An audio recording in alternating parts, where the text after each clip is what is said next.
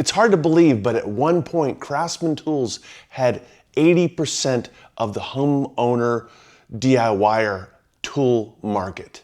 I want to talk about 4 reasons why I think it's not that way anymore, why Craftsman Tools has lost the market share and the dominance that they once had in the tool industry. But first, before we get into those 4 reasons, we got to go back to some history. It starts back with 1927.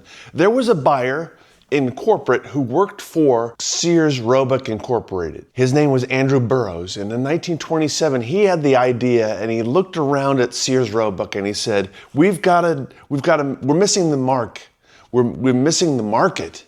We're leaving money on the table. We've got to provide, because homeowners need a reliable tool. They need to not constantly call a repairman who could afford tools, but Sears need to provide a tool that can be reliable for the homeowner, for the DIYer who's going to fix it themselves, because you don't want to hire a plumber every time you need to do a little bit of job at the house.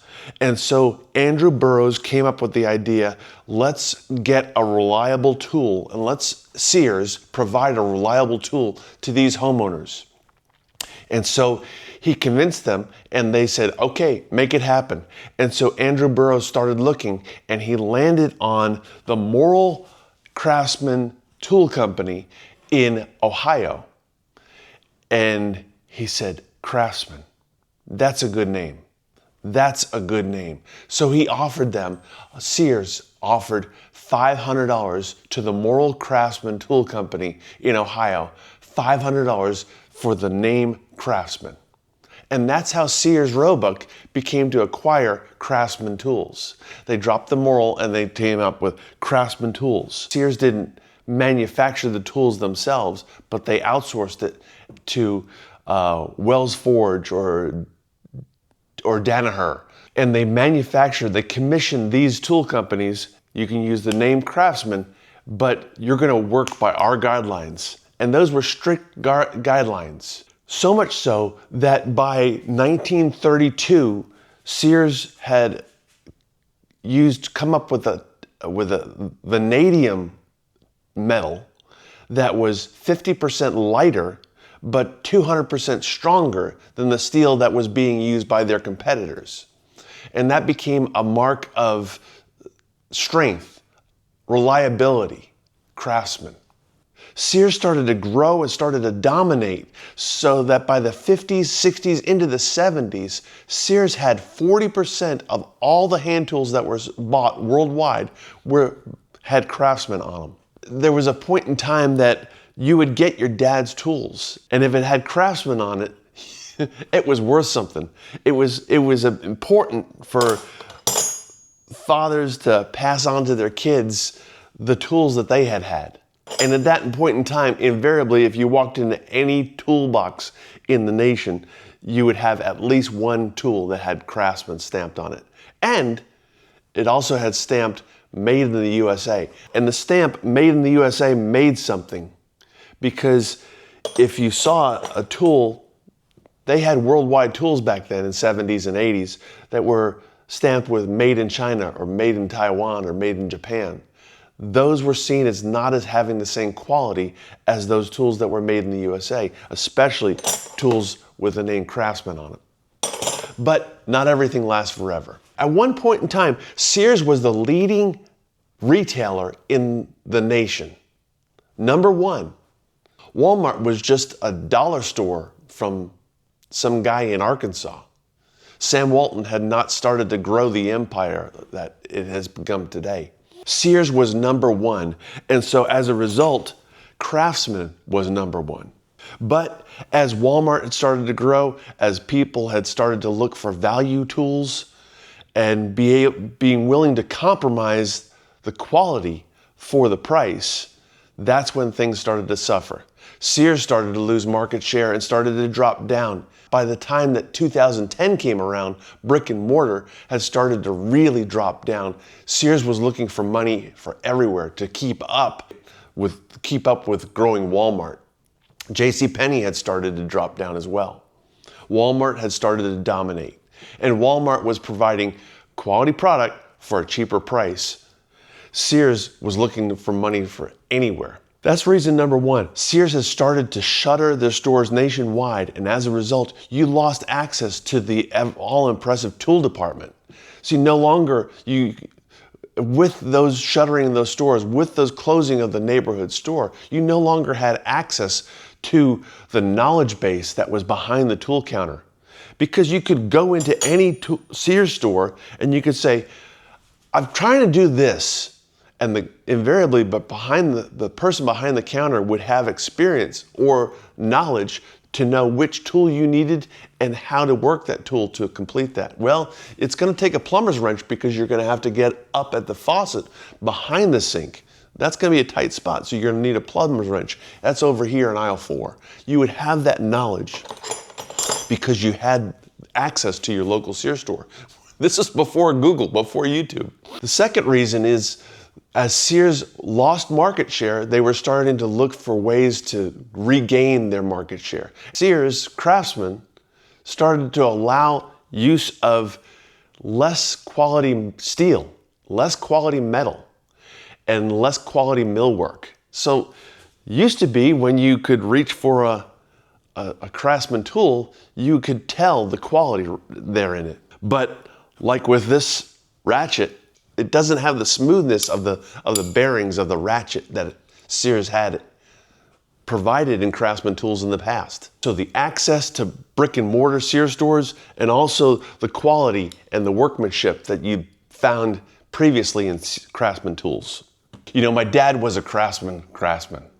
He was a cabinet maker and builder of all sorts. Most of the tools that he had in his toolbox had Craftsman on there. He was an independent contractor for Sears, and so he respected the name Craftsman on Craftsman tools. And he also came out of a time where there was brand loyalty. If something worked, you stuck with it. If there was a tool or a product that was helpful in the past, that was the first one you went to. Eddie, you need to get a Craftsman toolbox. Why? Well, because they're a good tool. But I think it would sadden him to see the state that Craftsman has become over time. Now, the third reason is the rise of affordable alternatives. Let me put it that way. You started seeing consumers being willing to compromise quality for affordability or the price. We saw the rise of Walmart. We saw the rise of Harbor Freight or even Tractor Supply as tool sources. And then you also saw the growth of Amazon. That Amazon started to provide more than just books, anything that you would find in a retail department store. This really ratcheted down, pun intended, the dominance of Craftsman tools in the market. So as you saw Craftsman starting to lose its footing in the industry, other tool companies like Cobalt or Pittsburgh or Icon started to creep up and started to be sought after or considered by consumers as an alternative to the well-known Craftsman tools. In fact, in the conversation I had just yesterday, one of the guys said, you know, I think that Harbor Freight has become the new Sears. I said, how do you mean? He said, well, they offer a wide range of tools, a wide range of quality tools or degrees of quality, because you can have a no-name brand from China, or you can have an Icon or a Pittsburgh tool. And you're going to pay for the difference. But now that you have Harbor Freight as the source of all four, then you can have that selection, that variety. But you now have that as an option, because when Sears was in its heyday, you had Sears tools right alongside Craftsman tools, and you could pay less for a Sears tool than you would for a Craftsman. But you could walk out of the Sears store with an inferior product for a lower price. Harbor Freight is that now. You can buy, sure, the no-name brand all the way up to the Icon. So I think there's some merit to what he was saying. Now, back to some history. In the 2010s, Stanley Black Decker started to have discussion with Sears about the Craftsman name brand. And so Sears was looking for cash anywhere, and so they accepted the offer for $900 million to buy the rights to the Craftsman name. And when they did so, they said, we can use the Craftsman name, but folks, also like the nostalgia of made in the USA. So they built a manufacturing plant in Fort Worth, Texas. Stanley Black Decker built a Craftsman plant in Fort Worth, Texas, so that they could honestly stamp on their tools, once again, made in the USA. Now at that time, Craftsman had fallen by the wayside, so much so that it was only represented 4% of all hand tool sales in the US.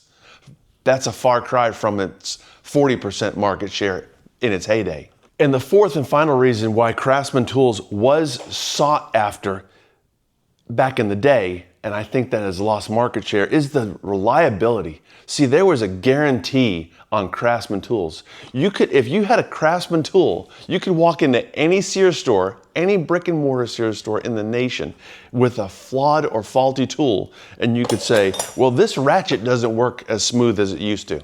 It doesn't bite. In fact, there, it just released. Did you see that? And he would say, okay, go back to aisle 6, get a brand new tool off the rack. Wait, I don't need to present a receipt? No. So people were picking up Craftsman tools. They would go to yard sales or junkyards, and if it had a Craftsman tool out there, you would say, oh, I'm gonna take this to the local Sears store. If that hand saw or that ratchet or that wrench said Craftsman on there, well, it started to rust a little bit. You could take it to any Sears store in the nation and swap it out for a brand new tool off the shelf.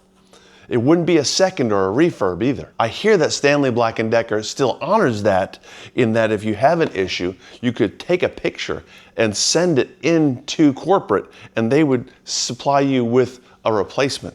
I haven't tried it yet, but I hear that's a possibility. But you lost the convenience of just walking into your local Sears store and asking Tom and explaining to Tom what the issue was. When you send something into corporate, you just lose that connection and that reliability, that loyalty to that brand. So is Craftsman Tools dead? I don't think so. I think it's on life support. I think Stanley Black Decker resuscitated it back to life. But is it the known sought after standard of tools that it once was? It's a far cry from that. Now, if you want to see more tool videos like this one, click like and subscribe. And if you want to see the 7 secrets of the Swanson Speed Square, that's hard to say, click the image on your screen now. I'll see you in the next video.